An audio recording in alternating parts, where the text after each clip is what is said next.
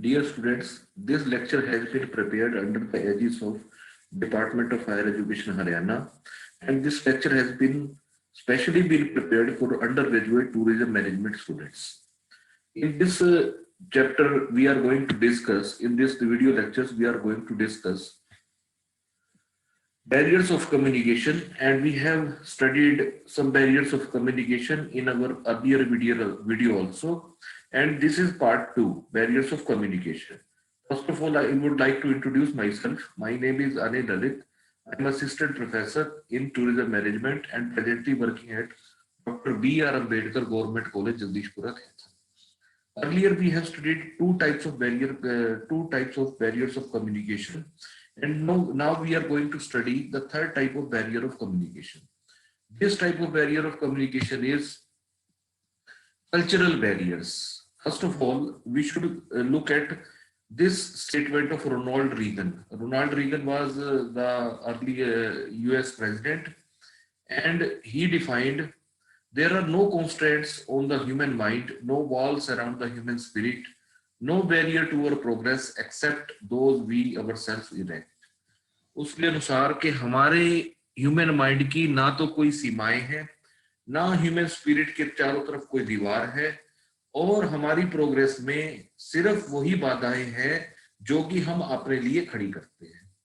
तो आप ये समझ सकते हैं कि एक दूसरे से हमारे डिफरेंसेस किस लिए होते हैं, क्योंकि हम उनको पूरी तरह से समझने की कोशिश नहीं करते, या हम ये भी कह सकते हैं कि हम उनके साथ सही ढंग से कम्युनिकेट नहीं कर पाते, और सही ढंग से कम्युनिकेट ना कर पाने की वजह से हमारी समस्याओं में वृद्धि होती रहती है. अब इसको डिफाइन करने से पहले, कल्चरल बैरियर को डिफाइन करने से पहले मैं आपको कल्चर के बारे में बताना चाहूंगा कि कल्चर होती क्या है. तो कल्चर को हम ये कह सकते हैं कि कल्चर जो है, it is defined by the shared manners, customs, beliefs, rituals, ceremonies, laws, ideas, thought patterns, arts, tools, social institutions, religious beliefs, myths and legends, knowledge, value, a concept of self, morals, idols, and accepted way of behaving. तो culture की definition आपके सामने लिखी हुई है. Culture की definition में आप ये देख सकते हैं कि कल्चर दूसरे व्यक्ति के साथ हमारे साझा करने के तरीके, परंपराएं, विश्वास, रीति रिवाज, कानून, विचार, सोचने के तौर तरीके, कलाएं, सामाजिक संस्थाएं, धार्मिक विश्वास, हमारी किंवदंतियां और मिथ्याएं, ज्ञान, और ये सारी वस्तुएं, और एक दूसरे के साथ बिहेव करने का एक्सेप्टेड तरीका कि हम एक दूसरे के साथ किस तरीके से बिहेव कर सकते हैं. अब समस्या ये है कि हमारे पास ये जो ईरा है, ये जो हमारे पास पीरियड है, ये ग्लोबलाइजेशन और फ्री ट्रेड का है. इसमें दुनिया में आप ये देख सकते हैं कि दुनिया धीरे धीरे वसुधैव कुटुंबकम की तरफ बढ़ रही है. दुनिया में धीरे धीरे और छोटी दुनिया होती जा रही है, और ग्लोबलाइजेशन का ईरा है और फ्री ट्रेड का ईरा है. अगर इस ग्लोबलाइजेशन के पीरियड के दौरान हमें तरक्की करनी है, तो उसके लिए हमें बहुत सारे अपने तरीकों को बदलना पड़ेगा. हमें अपनी कल्चरल थॉट्स में, हमें अपने कल्चरल विश्वास में काफी फर्क लाना पड़ेगा, और जब तक हम ये फर्क नहीं लाएंगे, हम दुनिया में तरक्की नहीं कर सकते. तो बिजनेस कम्युनिकेशन भी इसी तरीके से अलग अलग कल्चरल आइडेंटिटीज को क्रॉस करके आगे निकल चुका है, क्योंकि मैंने पहले ही कहा कि ये ईरा जो है ग्लोबलाइजेशन और फ्री ट्रेड का है. तो बिजनेस कम्युनिकेशन को अब कल्चरल आइडेंटिटीज को क्रॉस करना पड़ेगा, उन्हें कट अक्रॉस करना पड़ेगा, और इसकी वजह से बैरियर आएंगे, और इन बैरियर्स को ओवरकम करके ही हम अपने बिजनेस को बढ़ा सकते हैं, अपनी बिजनेस कम्युनिकेशन को इंप्रूव कर सकते हैं. अगर आप देखें कि जो पूर्वी देश हैं, पूर्वी देशों में जिसमें चीन, जापान और हमारी कंट्रीज भी शामिल है, तो यहाँ पर काम करने की जो रफ्तार है वो बड़ी ही आरामदायक है. और इसी तरह हम ब्रिटिशर्स को देखेंगे तो उनका जो काम करने का तरीका है वो बड़ा फॉर्मल और ऑफिशियल स्टाइल है. और अगर अमेरिकन को देखेंगे तो अमेरिकन का काम करने का तरीका कैजुअल और मैटर ऑफ फैक्ट नेचर का है. और जर्मन्स को देखेंगे तो उनका जो काम करने का तरीका है वो बड़ा थोरो है. और अगर हम फ्रेंच को देखेंगे तो उनका काम करने का तरीका बहुत ही कर्टसी से भरा हुआ और पोलाइटनेस से भरा हुआ. हम ये कह सकते हैं कि हर एक देश की अपनी ही सांस्कृतिक विशेषताएं हैं। अगर हम भारत की बात करेंगे तो भारत में हमारा काम करने का तरीका बड़ा ही लेड बैक है। हमारी जो काम के प्रति अप्रोच है वो बहुत ही लेड बैक है, और हम बड़ा लेजरली पेस पे आराम आराम से काम करना पसंद करते हैं। अगर आप अमेरिका की बात करेंगे तो अमेरिका में क्योंकि वहां पर विचारों की ज्यादा अभिव्यक्ति है, तो आप अपने बॉस को कोई भी ओपिनियन दे सकते हैं। जबकि अगर हम इंडिया की बात करेंगे या ईस्ट की बात करेंगे तो वहां पे हम अपने बड़ों के सामने या अपने सीनियर्स के सामने अपने विचार और ओपिनियन को व्यक्त करने से घबराते हैं। तो ये संस्कृति का फर्क है कि अलग अलग संस्कृति में अलग अलग तरह के विचारों की अभिव्यक्ति है। अगर हम अपनी बात करेंगे तो हमारे यहाँ पर विचारों की अभिव्यक्ति थोड़ी कम है।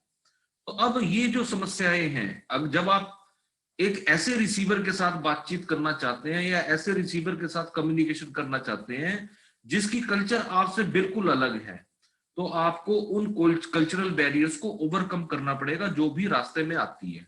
बॉडी लैंग्वेज में भी आप देख सकते हैं कि बॉडी लैंग्वेज में भी वेरिएशंस होती है। अगर किसी फिलिपिनो को देखोगे, फिलीपींस के नागरिक को देखोगे, अगर वो मुस्कुरा रहा है तो वो ये कहते हैं कि वो एंग्री है। हमारे यहाँ पे मुस्कुराने का मतलब कि we are happy. On the other hand Philippines में अगर कोई मुस्कुरा रहा है तो उसका मतलब वो एंग्री है। अगर नॉर्थ अमेरिका में हम अपने टिप ऑफ द थंब और इंडेक्स फिंगर के साथ लूप बनाएं, if we make a loop which will be formed by the tip of the thumb and index finger, तो नॉर्थ अमेरिका में ये साइन ऑफ एग्रीमेंट माना जाता है। It is considered as a signal of agreement कि आप राजी हैं। ऑन द अदर हैंड अगर साउदर्न में देखेंगे, साउदर्न अमेरिका में, तो ये लूप बनाना अश्लीलता की निशानी माना जाता है। तो आप ये अंदाजा लगा सकते हैं कि हर एक देश की कल्चर अलग अलग है। तो कल्चर की मैंने डेफिनेशन आपको बताई है कि जो लोग शेयर करते हैं मैनर्स को, कस्टम्स को, बिलीफ को, रिचुअल्स को, सेरेमनीज को, ये सारी आपके सामने बातें लिखी हुई हैं। अगर हम इनको शेयर करते हैं, दो व्यक्ति इनको शेयर करते हैं, तो हम ये मोटे मोटे तौर पर कह सकते हैं कि वो उसी कल्चर के लोग हैं, वो सेम कल्चर के लोग हैं, और उनके सोचने का तरीका एक जैसा है, और उनके कल्चरल तरीके एक जैसे हैं, और उनके ये सोचने का तरीका है वो उनको एक कल्चरल आइडेंटिटी देता है। It provides them a cultural identity, और उसी को वो बिलोंग करते हैं, तो बिलोंग टू दैट कल्चर। अब जो कल्चरल बैरियर की हम बात करते हैं, तो कल्चरल बैरियर जो है वो अलग अलग कल्चर में रहने वाले लोगों के बीच में आते हैं, क्योंकि अलग अलग कलर के जो लोग हैं उनकी कल्चर अलग अलग होती है, वे डिफरेंट कल्चरल बैकग्राउंड से आते हैं, और जब वो आपस में मिलते हैं या आपस में कम्युनिकेशन करते हैं तो उनमें कल्चरल बैरियर्स आते हैं। अब जो मैंने आपको बताया ग्लोबलाइजेशन का युग है, डिजिटल मीडिया का युग है, और सारी दुनिया जो है वो एक ही प्लेटफॉर्म पे परफॉर्म कर रही है और पार्टिसिपेट कर रही है। तो यहाँ पे म्यूचुअल अंडरस्टैंडिंग बहुत जरूरी है कम्युनिकेशन को सही तरीके से करने के लिए। अमेरिका में जब हमारे पहले प्रधानमंत्री जवाहरलाल नेहरू गए तो उन्होंने एक बड़ी अच्छी स्टेटमेंट कल्चर के बारे में दी थी, और मैं उसको आपके सामने रखना चाहता हूं कि अपनी विजिट के दौरान यूएसए में हमारे तत्कालीन प्रधानमंत्री, पहले प्रधानमंत्री पंडित जवाहरलाल नेहरू ने ये कहा, बहुत पढ़ने में बहुत अच्छी स्टेटमेंट है, मैं आपके लिए एक बार उसे पढ़ देता हूं। If we seek to understand a people, we have to try to put ourselves as far as we can in that particular historical and cultural background. अगर हम किसी भी व्यक्ति को समझने की कोशिश करते हैं तो हमें पहले उसको अपने आप को उनकी परिस्थितियों में, उनके ऐतिहासिक और सांस्कृतिक पृष्ठभूमि में अपने आप को ढालना है। One has to realize that whatever the future may hold, countries and people differ. हमें ये बात बिल्कुल स्वीकार करनी पड़ेगी कि फ्यूचर में क्या होगा, कंट्रीज और पीपल जो है आपस में डिफरेंट होंगे इन दियर अप्रोच टू लाइफ। उनके जो सोचने का तरीका है जीवन के प्रति, या उनका लिविंग और थिंकिंग का तरीका है, अगर आप उनको सही तरीके से समझना चाहते हैं, तो we have to understand their way of life approach. तो हमें उनके जीवन का तरीका और उनकी दृष्टिकोण को समझना पड़ेगा। If we wish to convince them, we have to use their language as far as we can. अगर हमें उनको समझाना है तो हमें उनकी भाषा का प्रयोग करना है जितना हम कर सकते हैं। Not language in the narrow sense of word, लेकिन आपने यहाँ पर लैंग्वेज को भाषा के तौर पे नहीं लेना है, but the language of the mind. ये आपके मस्तिष्क की भाषा है, दैट इज वन नेसेसिटी, और ये बहुत ज्यादा जरूरी है। तो एक स्टेटमेंट के अंदर पंडित जवाहरलाल नेहरू ने काफी सारी बातें हमारे को क्लियर कर दी कि जो हमने किसी को समझना है तो हमने उसकी पर्सपेक्टिव में अपने आप को रख के देखना है, उसकी कल्चर में अपने आप को फिट करना है, और उसके लिए लैंग्वेज ऑफ द माइंड होना बड़ा जरूरी है। अगर लैंग्वेज ऑफ द माइंड सही नहीं होगी तो उसके बिना हमारी समस्याओं का समाधान नहीं हो सकता। जब हम इस युग की बात कर रहे हैं तो इस युग में हमारे पास मल्टीनेशनल कंपनियां काम करती हैं, फर्म्स काम करती हैं, ग्लोबलाइजेशन का जमाना है, सारी दुनिया के लोग आपके देश में आते हैं, आपको बाकी दुनिया के देशों में ट्रेवल करना पड़ता है, वहां पर आपको होमोजीनियस वर्क कल्चर मिलती है। तो आपको अपने आप को उस कल्चर में फिट करना है जिसे हम एक ग्लोबल कल्चर बोलते हैं। और अगर ग्लोबल कल्चर में अपने आप को फिट करना है तो आपको कल्चरल बैरियर के ऊपर से काबू पाना पड़ेगा। तो अब हम जो अगला हम डिस्कस करने वाले हैं वो हम कल्चरल बैरियर्स के बारे में डिस्कस करने वाले हैं। कल्चर का मैंने आपको बता दिया, कल्चर का मतलब क्या है कि लोगों के सोचने का तरीका, उनके देखने का तरीका, सुनने का तरीका और दुनिया का विश्लेषण करने का तरीका, ये कल्चर प्रोवाइड करती है। तो एक ही कल्चर में words can mean different things to people from different culture even when they talk the same language. एक जैसे शब्दों का अलग अलग कल्चर के लोगों के लिए अलग अलग मतलब हो सकता है, चाहे वो एक ही भाषा बोलते हो। पर अगर वो अलग कल्चरल पृष्ठभूमि से आते हैं, अगर वो अलग कल्चरल पृष्ठभूमि से आते हैं तो उनके लिए बिल्कुल अलग जो है वो भाषा हो जाएगी, चाहे उसका मतलब सेम ही क्यों ना हो। तो आपको ये भी ध्यान देना है कि आपको कल्चर के साथ साथ आपको ये भी देखना पड़ेगा कि हमारे पास ये जो कल्चर में फर्क लाने वाले फैक्टर हैं ये कौन कौन से हैं। ये जो हम कम्युनिकेशन बैरियर की बात कर रहे हैं, तो कम्युनिकेशन बैरियर जो है वो किस वजह से आता है। सबसे पहला जो हमारे पास पॉइंट है वो हमारे पास है cultural norms and values and diversified cultural background. एक कल्चर के हमारे पास जो तौर तरीके हैं, जो मूल्य हैं और अलग अलग कल्चरल पृष्ठभूमि। तो हर एक कल्चर की अपनी वैल्यू होती है, मीनिंग होता है और नॉर्म्स होते हैं जो कि शायद दूसरी कल्चर से अलग हो। ये जो डिफरेंस है ये क्यों आता है? क्योंकि हर एक कल्चर में सोचने का तरीका, विश्वास करने का तरीका, जजमेंट करने का तरीका दूसरी सोसाइटी और कल्चर से अलग हो सकता है। उदाहरण के तौर पे अगर हम बात करें ईस्टर्न कंट्री की, जैसे इंडिया, पाकिस्तान और श्रीलंका, तो इन देशों में हमारे यहाँ पे फिजिकल प्रोक्सिमिटी, जो शारीरिक समीपता है, जो शारीरिक समानता है उसकी तरफ ज्यादा ध्यान नहीं दिया जाता। हम माइंड नहीं करते कि कोई लोग हमारे पास कितनी पास बैठे हैं और कितनी दूर बैठे हैं। लेकिन अगर वेस्टर्न कल्चर की बात करेंगे तो वेस्टर्न कल्चर में फिजिकल प्रोक्सिमिटी केवल उन लोगों के साथ होती है या क्लोजनेस हम उनके साथ शेयर करते हैं जिन लोगों को हम जानते हैं। ऑन द अदर हैंड हमारे यहाँ पे स्पेस का कोई मतलब नहीं है, हमारी कल्चर में स्पेस की तरफ ज्यादा ध्यान नहीं दिया जाता। इसीलिए अगर हम देखें कि जब हम पश्चिमी देशों की बात करते हैं तो वहां पे पब्लिक ट्रांसपोर्टेशन जो है वो बहुत ज्यादा काम और क्वाइट होता है। और हमारे यहाँ पे अगर इंडियन रेलवेज की बात करेंगे, इंडियन मेट्रो की बात करेंगे, तो हमारे यहाँ पे ह्यूज क्राउडेड एनवायरनमेंट आपको मिलेगा। तो हर एक कल्चर में अलग अलग वैल्यू सिस्टम है, अलग अलग उनकी बैकग्राउंड है और उसकी वजह से उनका डेली का बिहेवियर भी चेंज हो जाता है। एग्जाम्पल मैंने आपको क्लियर कर दिया फिजिकल प्रोक्सिमिटी का, जो हम एक दूसरे के साथ सट के बैठते हैं या एक दूसरे से दूर बैठते हैं, हर देश में इसका अलग मतलब है। नेक्स्ट हमारे पास है लैंग्वेज, सिमेंटिक एंड एक्सेंट। तो लैंग्वेज जो है वो क्रॉस कल्चरल कम्युनिकेशन में सबसे क्रूशियल बैरियर माना जाता है। वर्बल कम्युनिकेशन हम मानते हैं कि हर कॉन्टेक्स्ट में बड़ी जरूरी है। तो जब आप वर्बल कम्युनिकेशन करते हैं तो वर्बल कम्युनिकेशन करने के लिए मीनिंग के वर्ड की अंडरस्टैंडिंग होना भी बड़ा जरूरी है।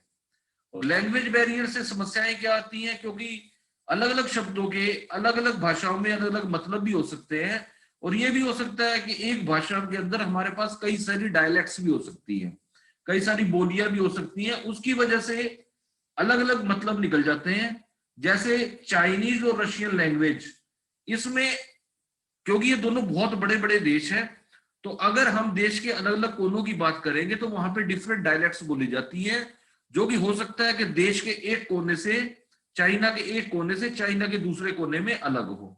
अगर कम्युनिकेटर को एग्जैक्ट मीनिंग नहीं पता तो ये मिसअंडरस्टैंडिंग क्लियर करेगा, मिसअंडरस्टैंडिंग क्रिएट करेगा, और इसकी वजह से आइडियाज का कंफ्लिक्ट होगा, आइडियाज का संघर्ष होगा। तो ये भी हमारे पास एक समस्या है, language, semantic and accent. Accent then again बोलने का तरीका, अगर हम बात करेंगे कि इंडियन इंग्लिश, अमेरिकन इंग्लिश और ब्रिटिश इंग्लिश बिल्कुल अलग अलग एक्सेंट में बोली जाती है। और एक्सेंट बेसिकली डिफाइन होता है कि आप कौन सी मदर टंग से बिलोंग करते हैं, कौन सी मदर टंग आप यूज करते हैं। तो जिस मदर टंग का हम प्रयोग करते हैं उसी मदर टंग में हम बात करने की कोशिश करते हैं, और इसकी वजह से एक्सेंट जो है वो अलग अलग देशों का अलग अलग हो सकता है। नेक्स्ट हमारे पास है स्टीरियोटाइप्स। स्टीरियोटाइप्स जो है एक बहुत ही खतरनाक चीज है। जब हम किसी के बारे में, किसी देश के बारे में, किसी देश के नागरिकों के बारे में कोई नेगेटिव इमेज दिमाग में रखते हैं, या किसी पर्टिकुलर कम्युनिटी के प्रति हम प्री कंसीव्ड नोशन रखते हैं, हमारे दिमाग में कुछ धारणाएं बनी हुई हैं और उन धारणाओं के ऊपर हम चलते हैं। ये जो धारणाएं हैं ये आपके द्वारा, मास मीडिया के द्वारा क्रिएट की जाती है, और मास मीडिया जो है हमारे दिमाग में लगातार बिलीफ्स, या हम ये भी कह सकते हैं प्रेजुडिसेस, हमारे दिमाग में पूर्व धारणाएं हमारे दिमाग में क्रिएट करता रहता है, और इसकी वजह से समस्याएं जो है बढ़ती जाती हैं। जैसे स्टेटस ऑफ ट्रांसजेंडर, ये बड़ा इंपॉर्टेंट और बड़ा कंट्रोवर्शियल इशू है। स्टेटस ऑफ ट्रांसजेंडर जो है वो अलग अलग देशों में, अलग अलग कल्चर में अलग अलग तरह से लिया जाता है। हमारे देश में हाल ही में सुप्रीम कोर्ट ने जो ट्रांसजेंडर्स को मान्यता दी है, उनको वोट करने का अधिकार दिया है। अगर आप देखें, जब हमारे पास जो फॉर्म आता है उसमें मेल फीमेल के साथ एक ट्रांसजेंडर का कॉलम भी होता है। तो धीरे धीरे हमारे समाज में इसके प्रति जागरूकता बढ़ रही है। लेकिन अगर हम विदेशों की बात करें, विदेशों में जागरूकता पहले से थी। तो ट्रांसजेंडर्स के प्रति हमारे दिमाग में एक स्टीरियोटाइपिंग है, और ये स्टीरियोटाइपिंग काफी टाइम से प्रचलित है, काफी टाइम से हमारे दिमाग में बैठी हुई है, और धीरे धीरे अलग होगी। जबकि विदेशों में ऐसा नहीं है, they are very very open towards transgenders. तो ये जो स्टीरियोटाइपिंग है ये काम खराब करती है। इसके अलावा ये भी हो सकता है कि महिलाओं का जो रोल है और रिस्पेक्ट है वो कल्चर टू कल्चर वेरी करती है। अगर इंडिया में हम महिलाओं के प्रति इतने आजकल क्राइम देख रहे हैं, तो उसकी एक वजह है कि हमारे दिमाग में महिलाओं के प्रति कोई खास सम्मान नहीं है। जबकि विदेशों में आप देखेंगे कि बड़े बड़े देशों की जो प्रधानमंत्री है, जर्मनी की जो प्रधानमंत्री है, न्यूजीलैंड की जो प्रधानमंत्री है, they are women, and women carry equal rights. Women जो है बराबर के राइट्स वहां कैरी करती है। हमारे यहाँ पर कहने को तो हमने दिए हुए हैं, लेकिन ऐसा नहीं है। हमारे यहाँ पे महिलाओं को राइट्स जो है वो उतने नहीं है जितने की होनी चाहिए। तो किसी भी समाज में ये जो स्टीरियोटाइपिंग है ये काम जो है खराब करती है, और इसकी वजह से लोगों के दिमाग में मिसकंसेप्शंस आते हैं। अब ये जो नेगेटिव स्टीरियोटाइपिंग के साथ साथ हमारे दिमाग में पॉजिटिव स्टीरियोटाइपिंग भी क्रिएट हो सकती है। जैसे अगर हम बात करेंगे इटली के लोगों की, तो इटली में हमारे दिमाग में यह बात है कि इटली जो है वहां के लोग आर्ट में ग्रेट इंटरेस्ट रखते हैं, आर्ट में उनका इंटरेस्ट बहुत ज्यादा है। क्योंकि इटली में काफी सारे आर्ट मूवमेंट भी हुए, रेनेसेंस मूवमेंट है जिसे पुनर्जागरण आंदोलन बोलते हैं, तो उसका भी गढ़ जो है वो इटली रहा।